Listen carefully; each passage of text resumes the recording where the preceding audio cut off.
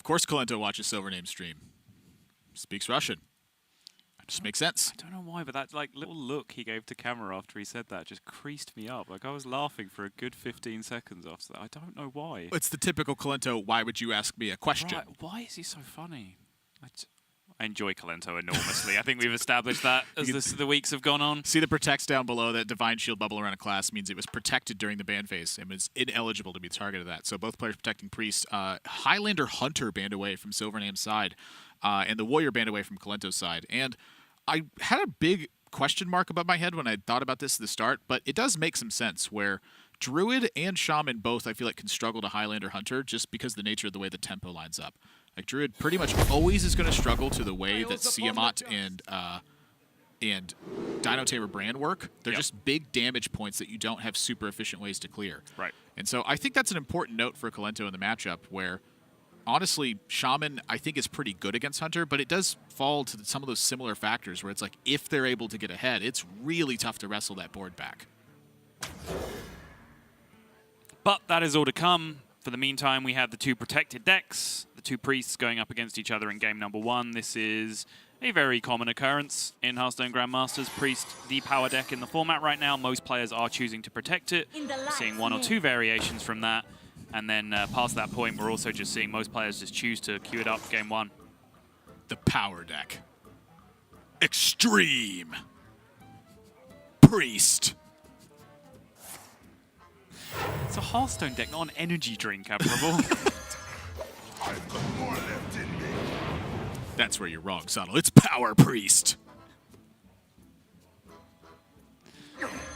What's he doing? You know exactly what I'm doing. I just don't know what's happening. Well, that's because it's a Priest game, not because of me. There's a point I meant to bring up. Who was it earlier in an interview that said, I wasn't sure if I was supposed to keep Blademaster Circle of Healing? It was Pavel, right? Yeah. I do think keeping Circle of Healing in the Priest Mirror is quite foolish sometimes. I think a lot of what he said was interesting to me. Because I was like, I have never kept Injured Circle in the Priest Mirror. Right. Which, to his credit, he was saying, now that I think about it, that was probably silly. Yeah. But, 1-drops in a fire, but like I keep bringing this, I feel like I bring this up every Priest Mirror, because how many things are there you can talk about? But, like, Circle of Healing, because the decks are symmetrical, and because Circle of Healing is a symmetrical card, and both players have things that leverage Circle of Healing, like, it's equally likely to be terrible for you as it is to be good. Just in a vacuum. Yeah, that's the idea. I think it's a good philosophy approach. One of the ways that helped me with this deck a lot was just watching Purple stream, and he was helping somebody learn the Priest matchup, and he talked about the importance of mulligan game after game after game. And the way that he stressed it was, if the game goes 20 turns, how important was your mulligan? Well, maybe. Right. If the game goes 5 turns, your mulligan is of paramount importance. I love that. That's excellent. And so that helped me a lot in just my thinking with the deck. And honestly, it helped me across the board, too. When I just started thinking about matchups that way, I was like, wait a minute. When I'm Druid versus Zoo, this early game matters a lot. Yeah. I have to really think about this Oasis Surger, and I have to think about this Wrath. Yes. I remember, like, way back in the day, when original Zoo was one of my favorite decks. Like, when I played competitively, like, Zoo carried me hard a lot of the time. It's a deck that I was super good at. And like very early on when I was still learning the game, like my realization was just like, well, against some decks, I just want a 1-drop. Like, that's fine. Just a 1-drop. I'll take it. Yeah. In these like hyper fast aggro matches that are going to get decided by turn 3 or 4, I want exactly the right 1-drop. And I will throw other 1-drops away to get that Give me the Soulfire. Yeah, give me the Soulfire, give me the Voidwalker, give me the Flame Imp. Like, forget about this other stuff. I'm just going in. Yeah. Important to note, Soulfire was 0 cost at that time. Yes, it was. So it was pretty much the best one. Yeah. And Abusive Sergeant was a 2-1, Lebanome was a 2-1, Knife Juggler was a 3-2. Power Overwhelming existed. Overwhelming was in the game, Nerubian Egg was a card. What a deck! Like this play from Kolento. He's pretty choked on his options, don't want to leave the injured up, make the most of the Light Warden, try to buy some tempo, get there from there. Hey, I got you, friend.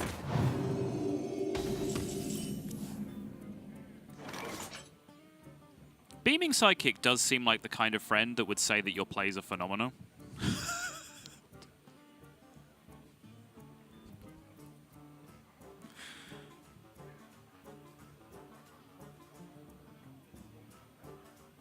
I must consider. Am I a beaming sidekick?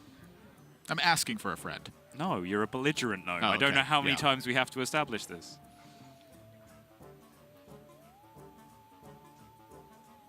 Is that what Fino's talking about in that interview? Like, is his analogy of a friend said that? Is that just asking for a friend?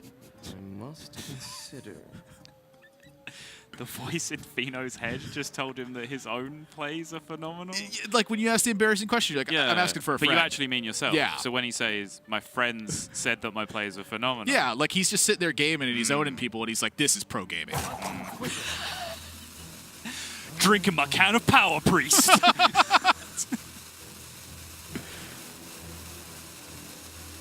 Honestly, Kolento's turn this year is hard, but it's hard to provide like too much foresight on it because it's just so glaringly obvious afterwards. He doesn't want to use the High Priest Summit, A, because of the damage on board, and then B, because of a threat of like Topsy-Turvy. Topsy-Turvy just clears his High Priest Summit on board very simply. Now, he can make that bump right there to stop that, but it's still a pretty clean trade on the other side. And so Kolento's goal is to just build board tension here and hope that the High Priest Summit alongside the Northshire Cleric is enough to start to get back into the favorable position. Right. SilverName has what I would describe as the first truly explosive turn. Oh, yeah. Because he is now able to very efficiently trade over this Light Warden. Light Warden, a big liability on either side of the board for things that you want to do like this. And now, that is a big fat your turn, Kolento. So he's got the Cleric, but SilverName's got the board. And Clerics are important, but the matchup is the board. So then Kolento poses the question, can you handle both of these? And the answer for SilverName is yes. A resounding yes at that. Ooh. Oh, yeah, sits up, adjusts the headset. Time to dominate this board with Power Priest. What flavor would Power Priest be? I'm thinking like, have you ever had Pocari Sweat? Yes, I have. I'm thinking like that. Do you like Pocari Sweat? I think it's one of those things that people either love or hate. I love it. I think it's delicious. I had a very high expectation after watching StarCraft for as many years as I did. And then I just went, why does Flash drink this stuff? So that's a no then. It was all right. Okay, fair enough.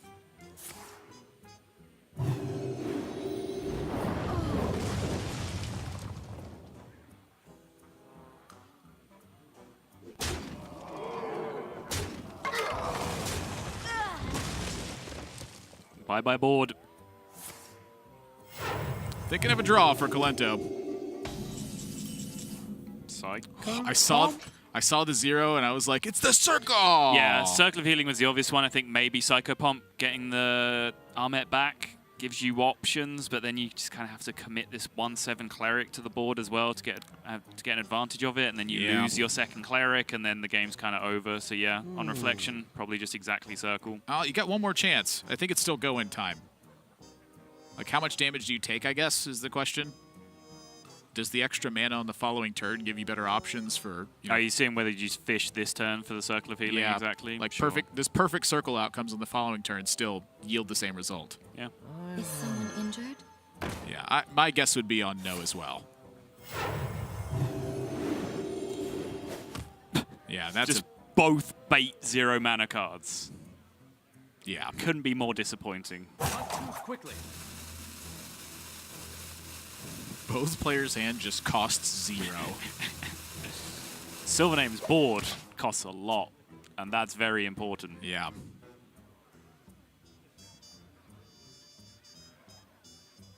Hey, friend, your plays are phenomenal. Hey! Petition I to got you, change. friend. Only for Fino, like specifically on the super account that Fino uses.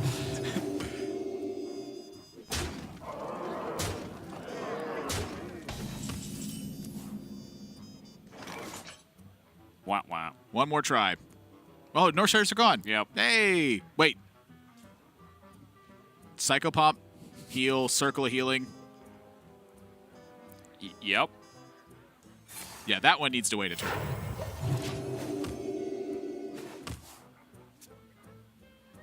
Oh, yeah. You've really delved deep into your bag of noises today, Admirable. What's what's going on? Well, you've delved deep into your In the light. bag of jerk. All right?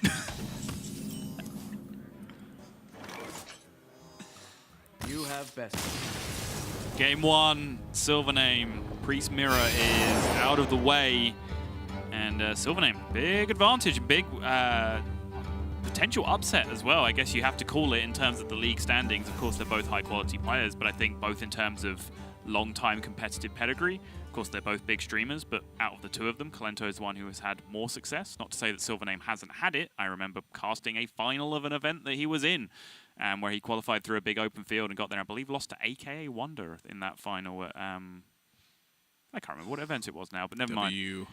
Yeah, that's the thing. I don't want to say the wrong one. Yeah, like it's one of the two. Yeah, I know what it is. Oh, it's IEM Katowice, wasn't it? Yeah, it was IEM Katowice. I was trying to trick you. Yeah, I know. And then you baited me because I was going to say WESG at the time. I was like, that's not right. And well, you've said that before, so I was trying to bait you into saying it. Ah, fair enough. Yeah. But yeah, so Kolento is a player that has a much more long-standing competitive history. So just in terms of pedigree, it would be an upset, and just in terms of league standings, it would be an upset as well. Because Kolento, if Hunter Race wasn't a factor, Kolento would be running away with this league. It's just the ridiculously unparalleled achievements of Hunter Race that are keeping him in second place. Yeah, I was kind of going to amend that and say, well, pretty much anyone who beats Kolento at this point that isn't Hunter Race is an upset. Right. Like, it's just the way that it's been going so far. But to me, the big victory here is that he got the Priest Mirror under his belt, and that his Hunter got banned away. Like, bringing your fourth deck as Hunter and it getting banned, I think, is a major victory on SilverName's side.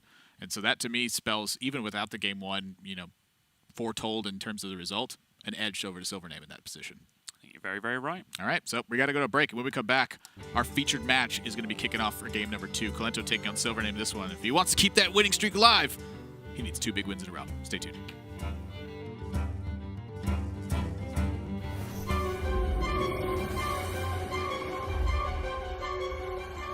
Legends say powerful treasures are hidden everywhere here in Aldum. If we hope to defeat Rafam, we'll need as many as we can get. He's already unleashed the ancient plague lords and countless monsters. Keep them distracted, Reno. Not a problem. This plan is totally gonna work. Ain't that right, Finley? Oh, yes! I have them right where I want them. There is an artifact here. The name is... The Scales of Justice. Oh, it must be really fancy. only to be used in a time of great peril. Yes, I think this qualifies. Hey, look, Finley! You've lured one of the Plague Lords! Take this, fiend! In the face! Yeah! Hey, guys! Get that treasure! We've got a Plague Lord to destroy! Yes, please, hurry! Not to worry, Finley! We just push this thing right here. No, that's a trap! Watch out! It's all good. I am totally timed. Gracious me! What we actually need to do is press this. And there.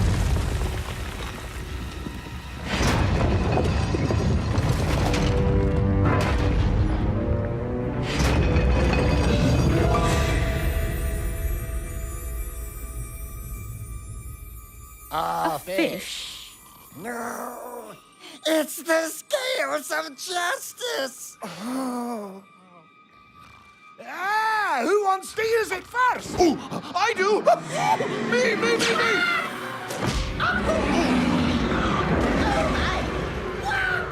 On second thought, maybe give it to Finley?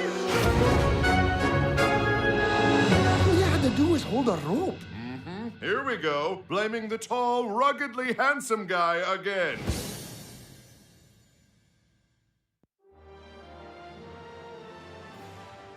My name is Casper. My alias is Hunter Ace. My username actually goes way, way back. I didn't actually come up with it myself. My father is like somewhat of a gamer and he had like his own gaming stuff. But what I did was I just stole one of his tags and used it for myself. So Hunter Ace is really your dad? Well, not anymore. Right now I reached like my ultimate goal for this year. We happened to win the World Championship, and that was like the biggest thing. So I'm like still extremely happy about that. I think that the Grandmaster program provides an exciting opportunity to be able to play like high competition Hearthstone every week. Only competing against the EU players to start with is going to be a very difficult job, and it's going to be super hard to be like one of the standout performers and then qualify to the global finals. I would have to stay at my best to be able to qualify.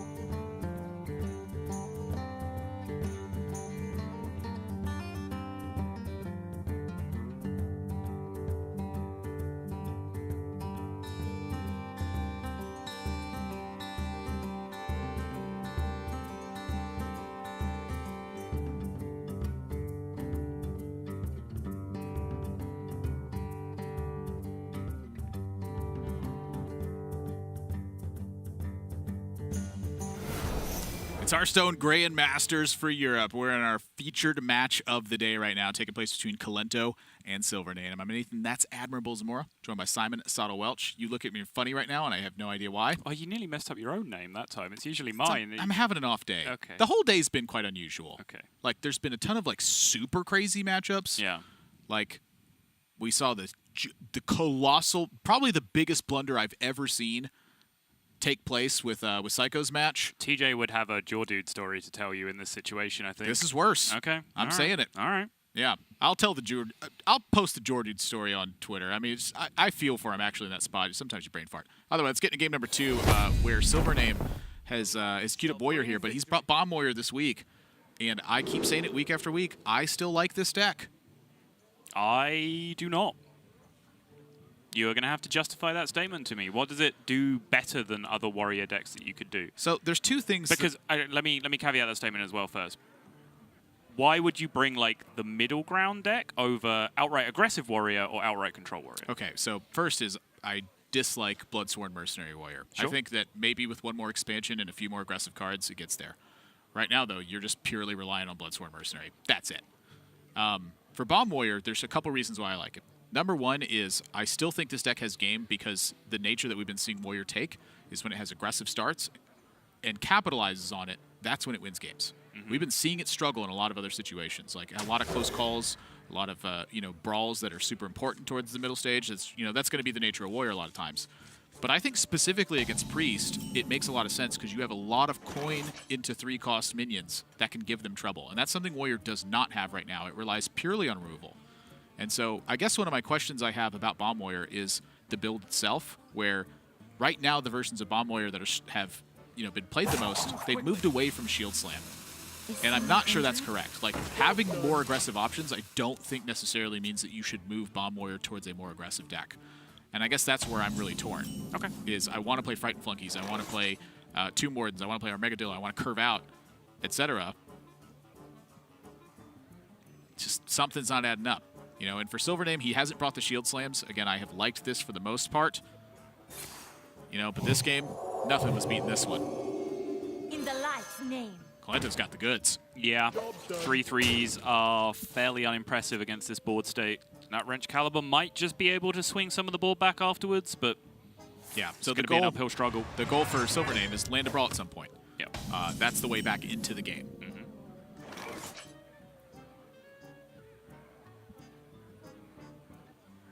Kolento now fearing Coin Restless Mummy if he was to go Light Ward and heal the opponent's face.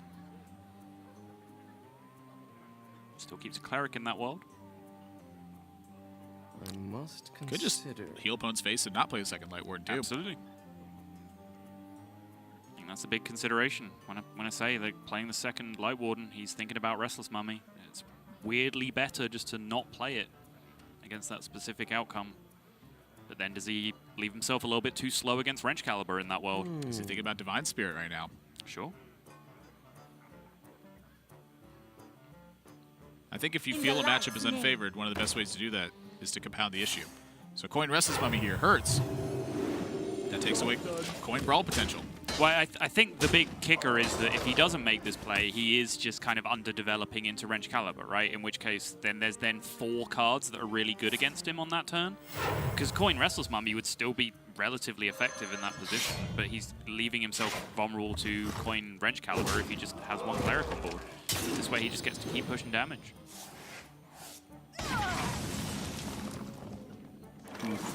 Yeah, that one's good. Ooh.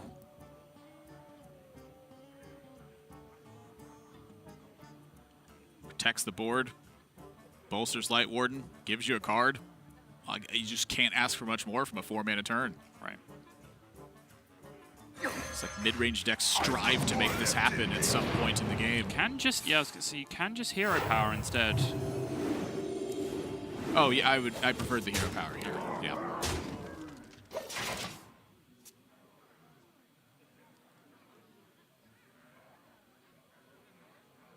For SilverName here, I think this is right. Pile minions on the board. You assume Kolento's not going to attack into them. Increase your brawl percentage. Well, Indeed. I said assume they weren't going to attack in, and this, you know, this is a kicker. Not quite. I wonder. No, right, it's not quite enough. If he draws Inner Fire, that's enough. True. So bump one of the minions, circle of healing, draw 3 cards. Yep. Seems like a good start. Topsy. I wonder. Extra arms, I think, as well. Potentially. 4 minions getting healed. Ooh, he's taking a long time on this turn. 13, 15, 17. And then you'd need another target to heal afterwards, which you don't have. Something I've learned about Priest is if you take this long and then try to execute it, it doesn't work nearly as well. So that's deviation.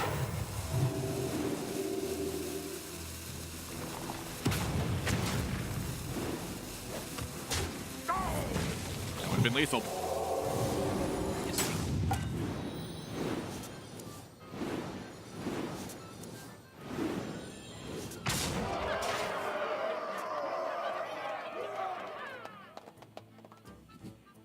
Delay on the desync because it passed back to SilverName. He just took 13 at the start of his turn. He did have an option there on that turn, though. Like, if you could have left the Northshire alive and guaranteed staying alive. So you end up in that position anyway. So the Restless Mummy would have cleared off the 2/6, then you can use the Clockwork to trade off the Light Warden. But I think you need higher impact. Yeah. Like, you need the board to be clear, and that's what he's going for with the Brawl. It felt like he needed to win the Brawl in that position to come out of that game alive, which makes sense. 2 quick Priest games, 2 quick Priest wins. So we are now down to our best of 1 with SilverName's decks remaining being his Warrior and his Shaman, and on Kolento's side, his Druid and his Shaman. Seems like an easy queue up a Shaman to me for SilverName. Shaman mirror on both sides, you right? would have to... What's the Bomb Warrior matchup like against those two? Would be my question. So that's an interesting question. I think Bomb Warrior does struggle a bit to Druid in my experience. Like you kind of have some aggressive starts, but it really requires you to have the goods early. If you don't have the goods early, like you're just playing kind of a bad Warrior deck at that point. Okay. In that way, that matchup dynamic works. So against Shaman though, it's really not that bad. Shaman typically needs to go pretty deep into their deck, but again, no shield blocks, no shield slams. The burn plan is just more substantial against you at that point. Right. You see the importance of shield block, shield slam just to Warrior in general. Like, I feel like that's probably the actual core mechanic. It's barely been any sort of mid-range to late-game style Warrior decks that haven't included that combination in their deck. Like, since the beginning of time of Hearthstone, it's just been shield block, shield slams just a go-to. It's just been in there. But when the card pool starts to get bigger and bigger, sometimes people do get convinced to leave some of these, basic set cards in particular, core cards to the class, to leave them out of the deck in order to incorporate other things. Yeah, I would be curious to see about this one. You know, I think that the one potential that you really might have is that if you expect Kolento to play Shaman, that Warrior is a little bit more justified. I think I'd rather have the Bomb Warrior than a Shaman Mirror. I'll tell you that much. Do you think Bomb Warrior is above 50-50 against Shaman? There's two kickers in place, which is number one, he has former champs in the Shaman deck. Mm-hmm. I think that's just a bad card in the mirror match. Okay. It's just not very good. Okay. Do you disagree? No, I don't. Okay, well that's pretty much my argument. Is like Okay. you just have a card that's like 5 mana. All right, fair enough. That's where the text ends. Oh, I'm sorry. It also says make you more vulnerable to mind control tech. It says that as well. Yeah, nowhere on there does it generate 10/10 of stats after you press your hero power. You never have time for that. You never had like Shaman mirrors that are just kind of grindy, where you both kind of run out of stuff, and then you draw a former champ and they don't, and you win? Never happened. I've literally never played with former champ, so no. Okay, yeah, all right. That's a dumb question. Fair enough. Moving on. Think I'm an idiot? Take that, former champ players. What did former champ do to you? That's a touche. Excellent question. Why are you so offended? Floated by like that a butterfly card? and he stung me like a bee. Yeah. Just that famous, what is it, Muhammad Ali, George Foreman photo? Is it George Foreman? Well, which The famous photo of like Ali like stood over the prone it's body. Foreman, yeah, yeah. okay. It's just that, but it's admirable on the ground. Just former champ just stood over the top. It's flexed.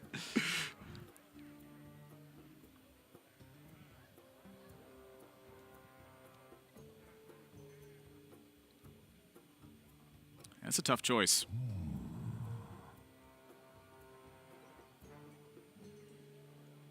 You have a lot of incentive to get a bit more aggressive in the matchup. But you have a lot of incentive to actually just play your cards early as well. I think Security Rover's not the worst in this matchup because of how it lines up against Starfall and against Oasis Surger. Just kind of an awkward threat. The thing happened again, by the way. What thing? Omega Assembly and 3 Warrior mechs. There's a lot of Warrior mechs. Yeah. That's what we said last time. Yeah, there's a lot of them. Deja vu. Yeah, and you can see like the difference in Bomb Warrior versus Control Warrior. You have more consistent aggressive starts, and honestly, that's how you pressure Druid. Right.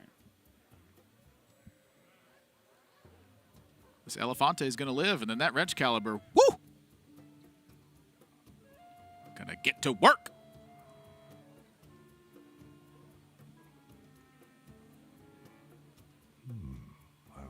And the more I look at this Omega Assembly, that Security Rover is a beautiful take given the hand. It's just the curve, isn't it? It's just turn 1, turn 2, turn 3, turn 4, turn 5, turn 6. Play a card every turn. That's just kind of what beats Druid, right? Decks that play a card every turn. Oh, yeah. A more powerful card than the one they previously played as well. Yes. We'll debate the Ziliax Security Rover point, but you get the idea. Yeah.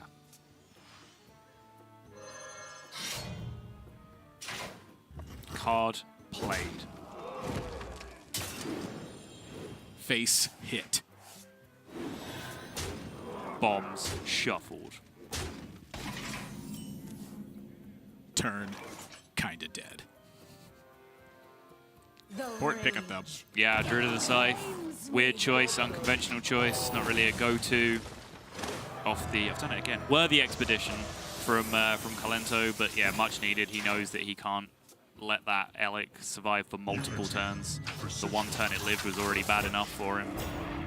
I think SilverName's total amount of time played this game was less than Kolento's turn in like turn 3 of That Priest. one Worthy Expedition Yeah. turn that he just took, yeah. Kolento's hand is pretty insane to defend himself, though. Having the Oasis Surger leaves the board a bit awkward for SilverName. He fights back. That's why he held the Wrench Caliber. Right. Then Nourish and double Anubisath. Yeah. There are 3 bombs in his deck, though. Nourish is a dangerous card at this point. Oh, hang on, hang on. Whoa, whoa, whoa, whoa, whoa. Really? Really now? Ooh.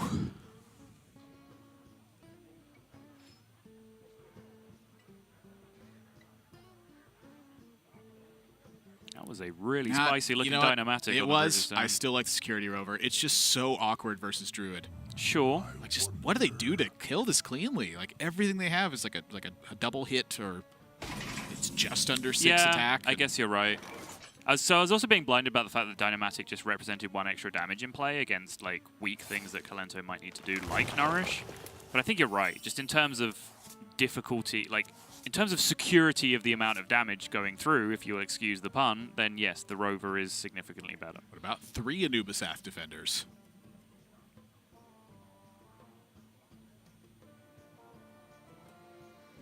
This is where stuff like Brawl becomes awkward. I wonder. What are you going to do? Play 2 now and then play 1 on the next turn anyway? How important is War Druid Lodi?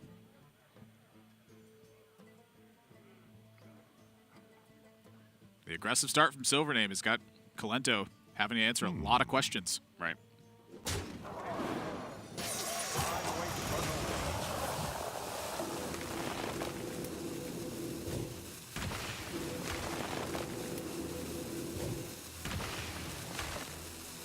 Oof. Actually, sometimes Kolento will be happy about seeing that bomb draw because it reduces the power of Mad Genius coming down. Sorry, of Blastmaster Boom coming down this turn from SilverName.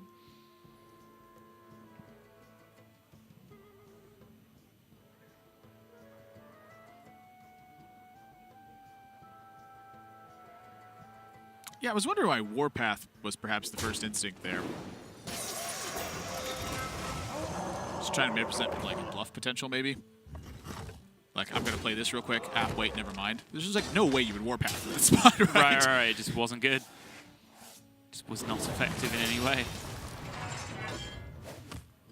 So he favors the bomb in deck over the clear as well. Oh, there's 1. There's 2 more behind this. No. But Kolento's at 4. Like, no Howl, no heal in hand. 2 copies of Ferocious Howl and of Hidden Oasis, and perhaps a 3rd. No dice. Kolento under threat of his next draw.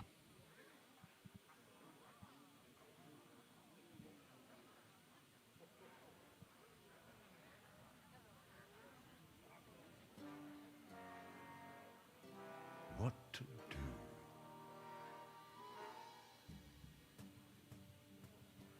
Crucially now, SilverName can buy time with that Brawl later on. If he needs to just wait for another couple of turns to tick by to find those bomb draws. He does have the Brawl to stall. He has the Tomb Warden to do very similar this turn. I think his ambitions of actually winning the board and pushing damage with minions is starting to melt away as he's able to find Blastmaster Boom, which can swing a board state. If he draws Blastmaster Boom, he's probably far more interested in using those bombs to blow up his opponent than he is his opponent's board.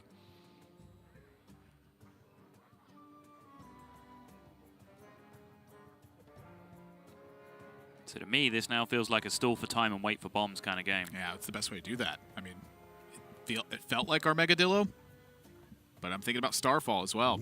Your opponent has 13 damage secured on board. They're just going to hit you for a bunch. Right, which is why my instinct remained with Tomb Warden even after the Armadillo was drawn. So I'm just going to clear board. And this is smart too. He knows Cenarius is a possibility on the following turn. Yeah, that's an excellent point. Ah, so that's exactly what he's thinking about, that Cenarius specifically. Yep.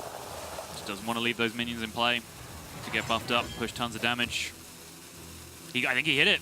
If that's SilverName's reaction, I think this is a bomb. It is! Whoa! Oh! SilverName picks up the win. Kolento with the most Kolento reaction of all time. There's the boy that matters. SilverName picking up a big, big win over one of his stream viewers, actually, Kolento.